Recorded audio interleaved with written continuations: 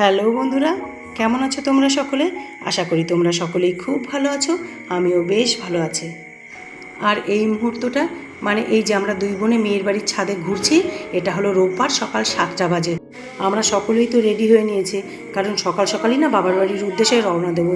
এখান থেকে বাবার বাড়ি যেতে মোটামুটি ওই 1.25 ঘন্টা মতো টাইম লাগে। আর সকাল সকাল কেন বলো তো বেরোবো? এক তো প্রচণ্ড গরম, আর তারপর আসতো জামাই ষষ্ঠী। ওইদিকে না বিভৎস ভিড়। ওই লাইনটাতে যারা গেছো, ওই কৃষ্ণনগর, রানাঘাট, চাকদা, ওই লাইনে যারা গেছো বা ওই লাইনের যারা আছো, তারা সকলেই জানো যে কী মারাত্মক ভিড় হয়। তার উপরে আজকে আবার জামাই ষষ্ঠী, আর গরম তো আছেই। তাই জন্যই আমরা আগে থেকেই প্ল্যান করে রেখেছিলাম, একদম সকাল সকাল সকলে রেডি হয়ে বেরিয়ে পড়বো। আর এদিকে দেখো আমাদের টোটোও চলে এসেছে, ভাগ ভাগ করে যাচ্ছি, কারণ অনেকগুলো লোক তো একবারে হবে না। বোনেরা আর আমি সঙ্গে চলে যাচ্ছি। আগে আমরা ফেরিঘাটে গিয়ে দাঁড়াবো, তারপর এই টোটো গিয়ে আবার বর, মেয়ে, জামাই সকলকে নিয়ে আসবে। আর যেহেতু আমরা তো একটু আগে চলে এসেছি, তাই জন্য এখানে কুন্তল বোনের হাজব্যান্ড, ও আমাদের সকলের টিকিটটা কেটে নিচ্ছে। আর চুচুড়া থেকে নৈহাটি লঞ্চ ভাড়া হলো পার হেড 8 টাকা করে। আর আমরা টিকিট কাটতে কাটতে একটু 5 মিনিট মতো বসলাম, এরই মধ্যে না ওরাও চলে এলো। আমরা 8:45 লঞ্চটা পেয়েও গেলাম। আর কতদিন পর লঞ্চে উঠলাম। লাস্ট উঠেছিলাম বছর 2-3 আগে। আমি একবার নবদ্বীপ আমার মাসির বাড়িতে গেছিলাম, সেখান থেকে মায়াপুর যাওয়ার সময় লঞ্চে উঠেছিলাম।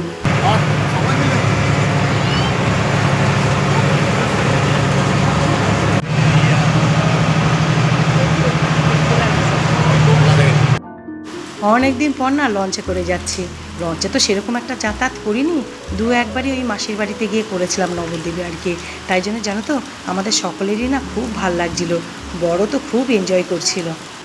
তারপর আবার 2 বোন 2 জামাই একসঙ্গে হয়ে মেয়ে জামাইকে নিয়ে বাবার বাড়ি যাচ্ছে জামাই ষষ্ঠী করতে। সেই আনন্দটা তো আছেই। কতগুলো বছর পর জামাই ষষ্ঠীতে যাচ্ছে এরকমভাবে।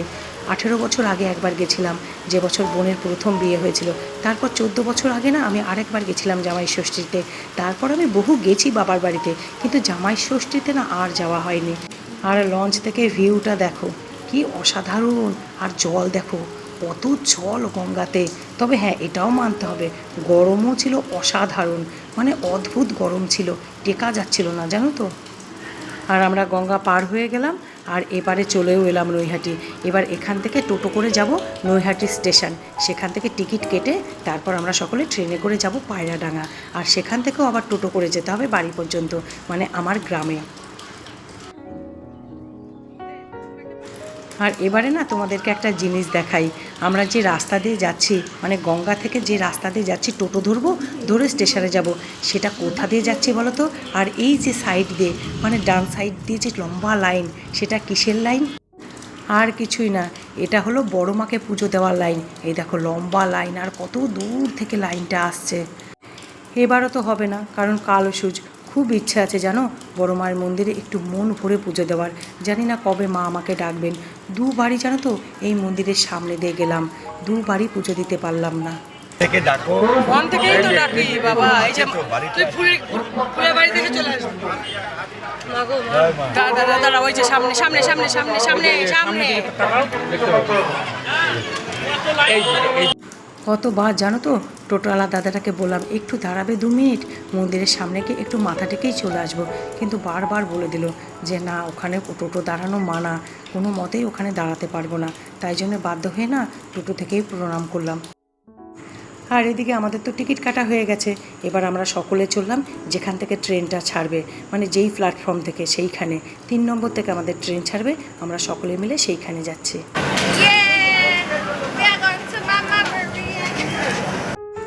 মামা বাড়ি বোধহয় এরকমই হয়, ছেলেমেয়েরা যতই বড় হয়ে যাক না কেন, তাদের মামার বাড়ি যাওয়ার আনন্দটা অন্যরকমই হয়। আমরা 2 বোন তো আমাদের বাড়িতে যাচ্ছি, আমাদের বাবার বাড়িতে যাচ্ছি, আমাদের কাছে তো সেটা আলাদা একটা ইমোশন আছেই। কিন্তু ছেলে মেয়ে দুটো যা আনন্দ করতে করতে যাচ্ছিল না মামার বাড়ি, সেটা যেন তো দেখার মতো। অত বড় বড় দুটো ছেলে মেয়ে, বোনের ছেলেটা ঠিক আছে, তবু তো একটু ছোট, কোনো ব্যাপার না। কিন্তু আমার মেয়ে, তার তো বিয়ে হয়ে গেছে, কিন্তু মামার বাড়ি যখন যাচ্ছিল না, মনে হচ্ছিল যেন 5 বছরের বাচ্চা মেয়ে। দেখো কি আনন্দ করছে 2 ভাই বোনে সকলে মিলে। তুমি যখন আসবে ফ্রি ভাবে আসবে, তোকে না নিয়ে আসবে? এবার আমরা ট্রেন পেয়ে গেছি, আর আমরা 8:27 শান্তিপুর লোকালটা পেয়ে গেছি। আর এখান থেকে পায়রাডাঙ্গা মানে আমার বাড়ির কাছে স্টেশন, ওই মোটামুটি 40 মিনিটের রাস্তা। আর দেখো আমরা পায়রাডাঙ্গা স্টেশনে পৌঁছেও গেছি। আর বন্ধুরা, ভিডিও চলতে চলতে তোমাদেরকে একটা কথা জানাই, আমি যেই মুহূর্তে ভয়েস দিচ্ছিলাম না, বাইরে জানো তো আমার বাবার বাড়িতে বীভৎস বৃষ্টি হচ্ছিল, তাই জন্য না ভিডিওর মধ্যে একটু হয়তো আওয়াজ পাবে, প্লিজ তোমরা একটু ম্যানেজ করে নিও। আলাভুলার মতো খুঁজতে থাকবে শেষে। ওই যে আসছে উনি, চলে আসছে না? হ্যাঁ উনি সামনে, হ্যাঁ উনি সামনে আছে। সেজেছে নাকি? এসে বাড়ি গে একটা সময়ে যখন বাবা, আমাদের ফোনের ব্যবস্থা ছিল না মোবাইলের, তখন বাবা পেপার পেতে স্টেশনে শুয়ে থাকতে এত আগে চলে আসতো নিতে। বাবারা না বোধহয় এরকমই হয়। ঠিক বাবা পৌঁছে গেছে স্টেশনে। আমি 27.5 বছর ধরে দেখছি, যবে থেকে বিয়ের পর থেকে আমি বাবার বাড়িতে এসেছি, প্রতিবারই না বাবা স্টেশনে পৌঁছে যায়, ঠিক পৌঁছে যায়। এবার কতবার বারণ করেছিলাম, দাদাকে পাঠিয়ে দিও, তুমি যেও না, কিন্তু ঠিক ঝগড়াঝাঁটি করে স্টেশনে চলে এসেছে। আগে জানো তো যখন ফোনের ব্যবস্থা ছিল না, বাবা না কত আগে চলে যেত, গিয়ে শুয়ে থাকতো স্টেশনে পেপার পেতে, কারণ প্ল্যাটফর্মের ওই সিটগুলোতে তো শুতে দেবে না বসতে দিলেও। আর বাবা না অতক্ষণ বসতে বসতে ক্লান্ত হয়ে যেত, তখন জানো তো শুয়ে পড়তো। আর এত বছর পরে ঠিক বাবা আবার পৌঁছে গেছে স্টেশনে। আর দেখো আমরা টোটো করে গ্রামের রাস্তাতে ঢুকেও পড়েছি। কী যে ভালো লাগছে, কতদিন পর দুই বোন মিলে মেয়ে জামাই নিয়ে বাবার বাড়িতে ষষ্ঠীতে আসছি। প্রচণ্ড গরম, প্রচণ্ড কষ্ট হচ্ছিল, কিন্তু আনন্দও হচ্ছিল প্রচুর, খুব ভাল লাগছিল।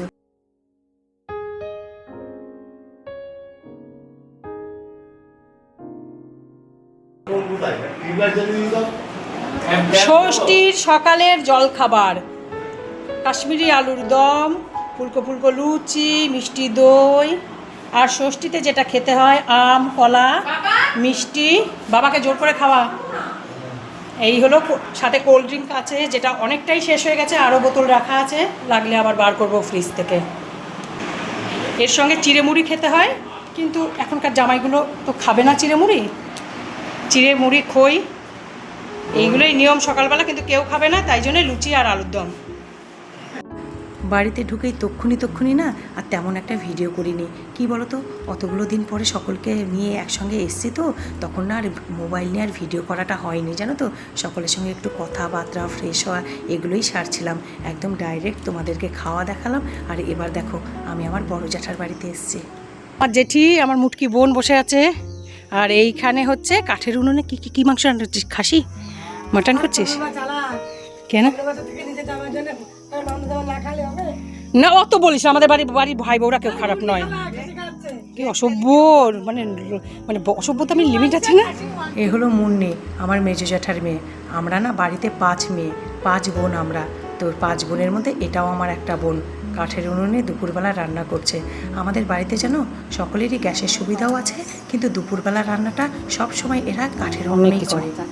3 রকম হচ্ছে, অনেক কিছু। আমাদের রান্না বসাবে, আমাদের দেরি হয়ে গেল, এত বেলা অবধি খাওয়া দাওয়াই তো মিটলো।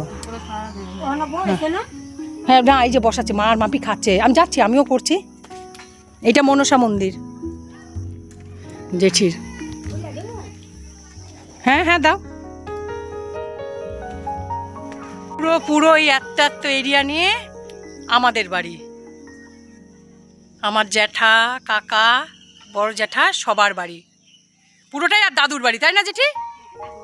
মনসা মন্দির। এই যে দিদি আসেনি না, পুরো মেয়ে জামাইটা মাটিটা ওদিকে যায়। এই ফুল তুলে রেখেছে বাবা, মন্দিরটা খুব সুন্দর পরিষ্কার করে রেখেছে যেটি, একদম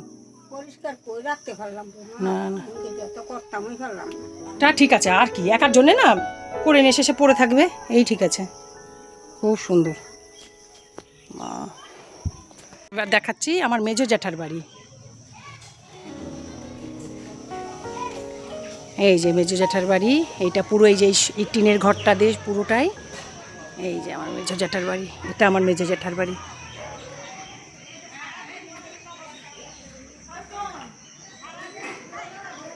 তনু নেই বাড়িতে,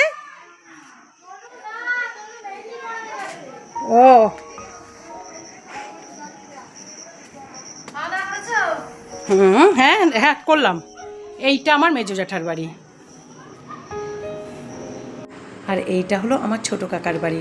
জানো তো, বাড়িতে যখন আসছিলাম না, ভেবে এসেছিলাম এখানে এসে খুব সুন্দর সুন্দর ব্লগ বানাবো।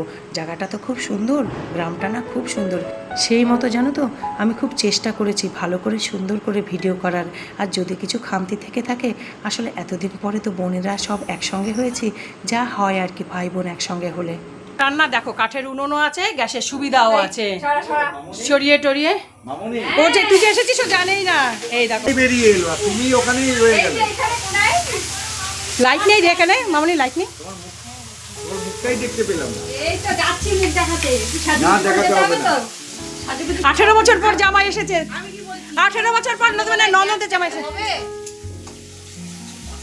হবে? একটু খাওয়াও। গান ওই তো বক্স আসবে, কখন? আসবে, সব ব্যবস্থা হবে। তাহলে তৈরি হয়ে নেবো কিন্তু তাড়াতাড়ি। ইট 100% লাভ, লাভ, লাভ, 100% লাভ। এইটা হলো আমার বাবার বাড়ি। এই যে এই যে এই যে পুরো গ্রামের বাড়িতে একটু বড় সড়ই হয়। এই যে পুরো বাবার বাড়ি। এইটা আমাদের রান্নাঘর, কাঠের রান্নাঘর, গ্যাসেরও ব্যবস্থা আছে। এইটা স্টোর রুম, স্টোর রুম এটা চাষবাসের জিনিস। তারপরে কাঠে রান্না হয় তো দুপুরবেলাটা, সেই কাঠ সব গুছিয়ে রাখে মা। এইটা আমাদের গোয়াল ঘর, গরুর ঘর। গ্রামের বাড়ি, একটা গরু থাকবে না তা তো হয় না। আর এই দেখো এগুলো কি বলো তো, এগুলো না সব আমার মা তৈরি করে।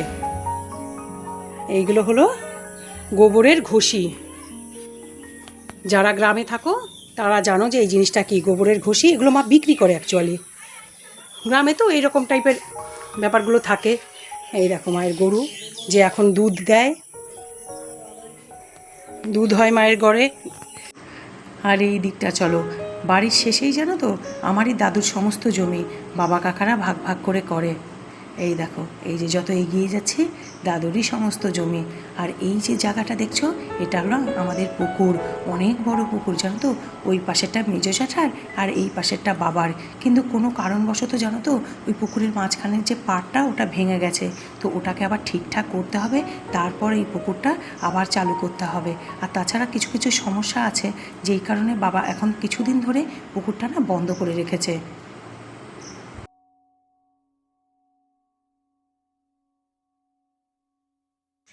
5 বিঘার বেশি জমির উপরে আমাদের বাড়ি, দাদুর বাড়ি আর কি। সেটাই ভাগ ভাগ করে বাবা কাকা জ্যাঠারা থাকে, বাড়ি করে নিয়েছে যে যার মতো। খুব সুন্দর দেখো, চারিদিকটা সুন্দর। দাঁড়াও দেখায় কত কাঁঠাল, আম কাঁঠাল হয়েছে। যদিও আমাদের বাগানও আছে, কিন্তু এগুলো বাড়ির গাছেই দেখো, থালে কাঁঠালে ভর্তি। এগুলো তো থাকবেই। আম, এই যে আম গাছ। তবে এই আম গাছগুলো না, এই সকল গাছগুলো আমাদের বিয়ের পরে তৈরি হয়েছে। কিন্তু এই যে কাঠগোলাপ গাছটা, এটা আমরা জন্ম থেকে দেখছি। দেখো এর গোড়া দেখেই বুঝতে পারবে কত পুরনো। দেখো দেখো, এই গাছটা বহু পুরনো। নতুন নতুন অনেক গাছ হয়েছে, কিন্তু এই পুরনো গাছের মধ্যে কিছু গাছ রয়ে গেছে। এই যে এই কাঠগোলাপ গাছটা। তারপর একটা জবা গাছ ছিল না, ওই যে মাঝখানে কি জবা ফুটতো। আর এই মুহূর্তে দেখো প্রসেনজিৎ তার সকল শালাশালিদেরকে নিয়ে খেলছে ব্যাট বল। ও যে কি মিশে গেছে এই বাচ্চাগুলোর সঙ্গে তার বলার নয়। এমনিতেই প্রসেনজিৎ একটু বাচ্চা ভালোবাসে, তো এখানে এসে না সকল বাচ্চাদের সঙ্গে খুব সুন্দরভাবে মিশে গেছে। আর বন্ধুরা, আমি তো এই মুহূর্তেও বাবার বাড়িতে আছি, আর এখানে তো আগেই বলেছি যে একদম নেট থাকে না। আমি খুব কষ্ট করে জানো তো ভিডিওটা এডিট করছি।